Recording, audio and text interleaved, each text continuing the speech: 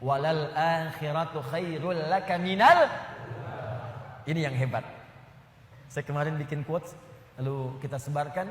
Ini sebetulnya di antara esensi surah Ad-Duha.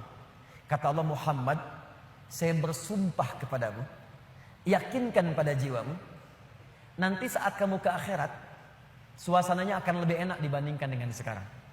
Akhirat itu lebih baik dari apa yang kamu rasakan sekarang di dunia. Maksudnya begini, kalau kamu sedang capek, kamu sedang ada musibah, kamu sedang lelah, sabar. Nanti kalau sudah pulang, semuanya akan hilang. Memang dunia itu tempat capek. Karena memang tempat beramal. Sholat di dunia, kerja di dunia, puasa di dunia, baca Quran di dunia. Kenapa kita kerjakan? Supaya cari bekal untuk pulang ke akhirat. Nanti kata Allah kalau sudah pulang semuanya akan hilang. Jadi tenang aja teman-teman. Capek cuma sebentar. Ya, capek cuma sebentar. Lelah, gak apa-apa. Namanya juga dunia. Dunia itu memang tempat capek. Kalau nggak mau capek ya pulang. Dunia itu tempat capek. Dan kita memilih untuk hidup. Maka jalani itu, nikmati saja, kerjakan aja. Setiap kerja ada pahala, setiap kerja ada pahala, setiap sholat pahala, baca Quran pahala, niat mencari nafkah karena Allah pahala, merawat anak pahala, memberikan ASI pahala. Gak apa-apa, memang capek. Memang ya dunia sifatnya capek. Tobakan antobak, setiap tahapan tuh capek lagi, biasa. Supaya dapat bekal. Bukankah orang kerja dapat gaji? Dan enak kan kalau gajian?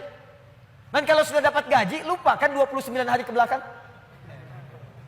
Anda itu bekerja, kerja, berangkat gelap, pulang gelap. Tapi kalau sudah dapat gaji, semua itu kan hilang lupanya. Pergi ke Lembang, ya, jalan sama keluarga. Ada yang ke Palembang, beli pempek. Ada yang ke Lembang, beli mak Lembang. Semuanya kayaknya hilang aja. Besoknya kerja lagi. Kata Allah, saya janjikan yang lebih dahsyat. Kamu sabar saat di dunia. Karena dunia memang tempatnya capek. Kamu cari bekal aja. Nanti saat pulang ke akhirat, saya berikan yang lebih indah dan gak akan pernah ada capek lagi. Sholat, udah gak ada lagi. Jadi jangan pernah bercita-cita, nanti di surga Firdaus saya tahajud lagi. Terlampau soleh. Udah gak ada. Baca Quran, gak ada lagi. Yang ada itu masuk surga dengan Qurannya. At-Tirmidzi, nomor hadis 2915. Dipakaikan di atasnya mahkota. Dipakaikan di badannya jubah kehormatan. Dipakaikan di tangannya gelang-gelang emas. Pakaiannya sutra. Quran surah ke-35 ayat ke-33. Jannatu adnin yadkhulunaha yuhallawna fiha min asawir, ya, min dhahabin wa lu'lu'a wa libasuhum fiha harir. Ahli Quran mau masuk ke surga pakai jubah, pakai mahkota emas, sutra, semua naik. Apa yang terjadi? Dimintakan membaca Quran yang dia biasa bacakan saat di dunia. Jadi setiap dia baca, naik. Iqra wartaqi fa inna akhira qiraatika akhiru manzilatika. Baca Quran yang biasa engkau bacakan saat di dunia. Nanti akhir bacaanmu, di situ tempat tinggalmu di surga. Dan berita baiknya, dia bisa menggandeng bapaknya, ibunya, suaminya, istrinya, anak-anak, cucu ikut di belakang semua. Kalau mereka orang yang beriman dan soleh di hadapan Allah Subhanahu wa taala. Dipimpin oleh ahli Quran, naik ke surga. Dia bacakan sampai minal jinnati wan nas, puncak surga yang paling tinggi. Begitu nyampe di situ, dikunjungi oleh semua malaikat dari 8 pintu surga. Itu ada di Quran surah 13 ayat ke-24. Wal malaikatu yadkhuluna alaihim min kulli bab. Dan malaikat semua mengunjungi dia dari semua pintu, mengucapkan salam. Lihat kalimat pertamanya, salamun alaikum bima sabartum. Selamat ya, saat di dunia kamu sabar cari bekal. Sabar capek. Sabar mengeja huruf dari Iqra. Sabar menghafal. Sampai ada yang mencela. Sabar, orang lain ngejar dunia, Anda ngejar akhirat. Sabar. Orang lain cari ini, luaskan rumah, tambah mobil, tambah kendaraan. Meninggal, gak dibawa. Anda sabar. Masya Allah. Orang akhirat. Saya ngelihat ada ahli Quran tuh. Seringkali saya berhadapan dengan ahli Quran tuh dari daerah-daerah, seringkali menangis. Ada yang datang pengen setoran. Anda bisa kebayang gak suaminya, pekerja mungkin kasar, orang sebutnya kuli. Istrinya ngambilin kayu bakar. Kadang ke sawah. Anaknya bahkan ada yang masih kemudian kecil-kecil. Tapi kalau Anda berkunjung ke rumahnya, semua makanan dihidangkan yang mampu dia suguhkan.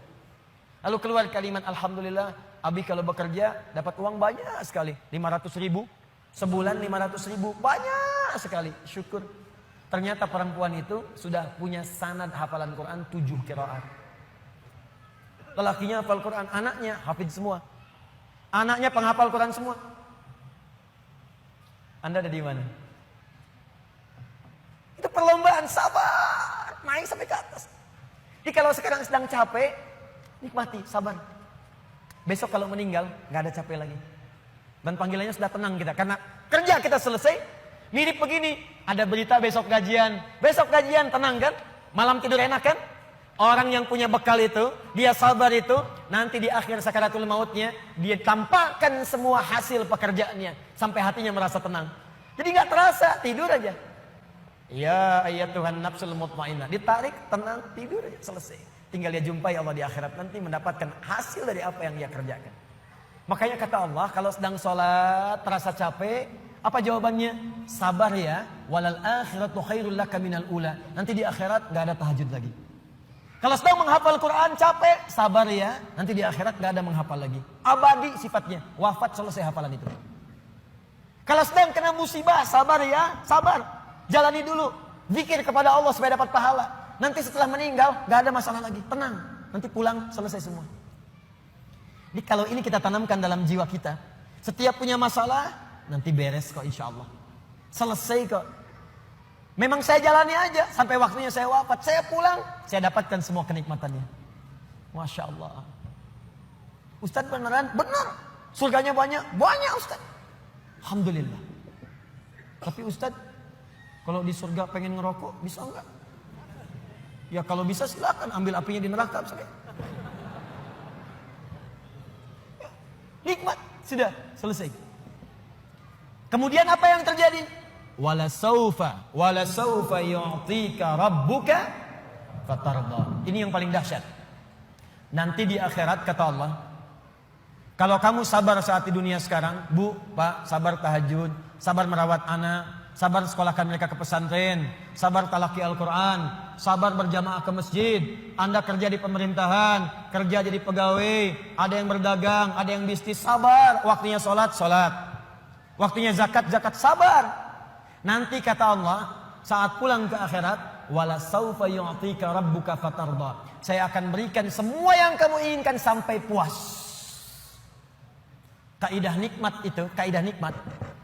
Semua bicara termasuk dalam Al-Quran. Selama hidup di dunia, kaidah nikmat itu gak ada yang pernah puas. Saya ulang ya, nikmat itu gak ada yang pernah puas. Contoh, punya sepeda nikmat bukan?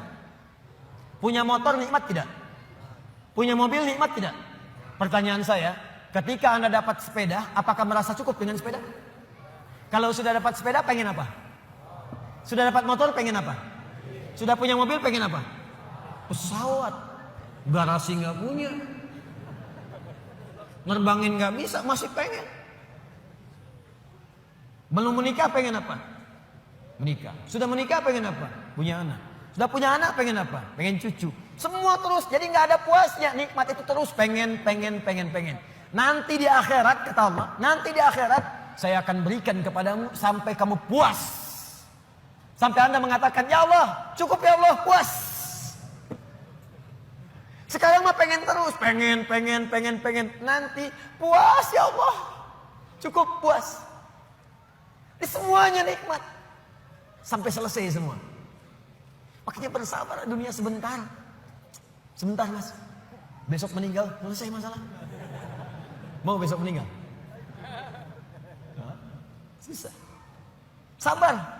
Dan alhamdulillahnya nggak ada yang dikasih tahu kapan meninggal. Kalau diberitahu, bisa jadi kita pun nggak semangat. Sebentar lagi Anda akan meninggal. Jam 8 lewat 45, lewat kemudian 45 detik. Waduh, kajian udah bubar, nggak pulang di masjid aja. Astagfirullah. Kenapa Pak? 2 menit lagi. Ini amalan nggak terencana. Ini karena kita nggak tahu kapan wafat, kita bisa merencanakan. Malam ini tahajud insya Allah jam sekian. Saya mau istighfar jam sekian. Besok subuh di masjid A, zuhur di masjid B. Punya rencana. Dan ketika merencanakan, niat muncul. Dan itu niat ketika muncul, pahala dituliskan. Bukankah innamal a'malu binniat? Innamal a'malu binniat. Jadi ketika niatnya itu sampai, pahala dituliskan. Ini panitia ini nggak akan dihisab, nggak akan diberikan pahala berdasarkan mic-nya bunyi atau putus. Tapi udah ada niat nih, yang penting ada niat ya, ada pahalanya. Masalah bunyi putus perjuangan saya di sini. Jelas ya? Baik, wala saufa yu'tika rabbuka fatarda. Jadi gini maksudnya, kalau sedang capek, sedang lelah, apalagi kemudian beban itu datang dari orang-orang terdekat. Teman sekantor tiba-tiba misalnya nampak mengkhianati, ada mencela, ada macam-macam. Ingat Allah, maka Anda akan lapang. Ingat Allah, maka tidak akan ada beban. Dan ingat semua itu akan berakhir ketika kita wafat. Kalau itu ada dalam diri kita, maka demi Allah saya katakan, beban itu seberat apapun akan ringan. Ingat itu baik-baik. Wala saufa yu'tika rabbuka fatarda. Alam yajidka yatiman fa'awa. Muhammad, coba ingat-ingat. Kamu sekarang gak usah merasakan beban berat. Bukankah dulu pun aku buktikan kepadamu, saat engkau yatim, aku kirimkan orang-orang sekitaran untuk bisa memberikan perlindungan kepadamu. Lahir bapak tidak ada ibu. Ibu wafat usia 6 tahun, ada kakek. Kakek wafat usia kemudian Nabi Muhammad 8 tahun, ada paman. Ada semua. Ingat Muhammad SAW. Kalau sedang kamu merasakan beban, ingat senang yang dulu saya berikan. Manhaj yang ketiga. Kalau sedang merasakan kesulitan dalam masalah, kalau masalah ingin cepat diringankan oleh Allah, maka bandingkan masalah itu dengan solusi yang pernah dirasakan sebelumnya. Bandingkan persoalan yang sulit itu dengan kesenangan yang sudah dirasakan sebelumnya. Suami istri sedang punya masalah. Malam ini punya persoalan. Sampai nggak bicara. Coba duduk dulu baik-baik. Ingat masa-masa senang ke belakang. 15 tahun berumah tangga. Masa mau dikalahkan dengan masalah di satu malam? Ingat banyak senangnya atau banyak dukanya. Banyak sukanya, banyak dukanya. Banyak nyamannya, banyak masalahnya. Coba timbang-timbang lagi. Mungkin dengan menghadirkan nostalgia kesenangan itu, yang ini akan terasa ringan. Ma, kenapa malam ini kita mesti cemberut ya? Bukankah kemarin-kemarin kita tertawa? Gara-gara bapak semuanya. Gak apa-apa mah, memang gara-gara papa. Papa terima. Tapi mungkin Allah titipkan keburukan di papa itu karena mama bisa menyempurnakan. Mungkin Allah pilih mama itu adalah mama yang bisa membimbing papa lebih baik. Masya Allah. Oh gitu ya Pak ya. Mama bikin status dulu ya. Jadi kalau semuanya begitu enak rasanya. Tapi memang diucapkan mudah. Menjalaninya belum tentu mudah. Ustadz juga begitu. Ya, makanya jarang sekali ada ustadz ceramah bawa istrinya. Nah, jadi kalau kita punya persoalan yang kecil-kecil sekarang, ingat masa lalu. Bu, Pak.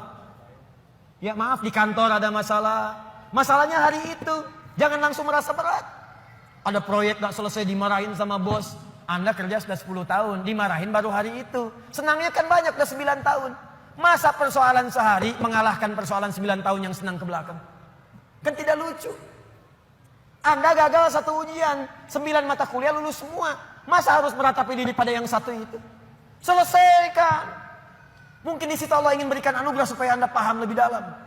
Mungkin disitulah kepakaran Anda supaya belajar lebih dalam lagi. Diangkat kemudian karena pakar itu. Di masalah itu. Saya dulu itu setiap menghadapi pelajaran-pelajaran bahasa. Apalagi balagoh macam-macam dan sebagainya itu. Di situ perasaan awal pertama sulit-sulit saya hadapi. Begitu dihadapi rupanya Allah menginginkan kita lebih fokus pada masalah itu. Seakan awalnya susah. Ternyata ada nikmat di balik itu. Itulah poinnya teman-teman sekalian. Jadi kalau Anda sedang merasakan kesulitan, ingat masa-masa lalu saat Allah memberikan banyak nikmat dalam kehidupan kita. Jelas sampai di sini?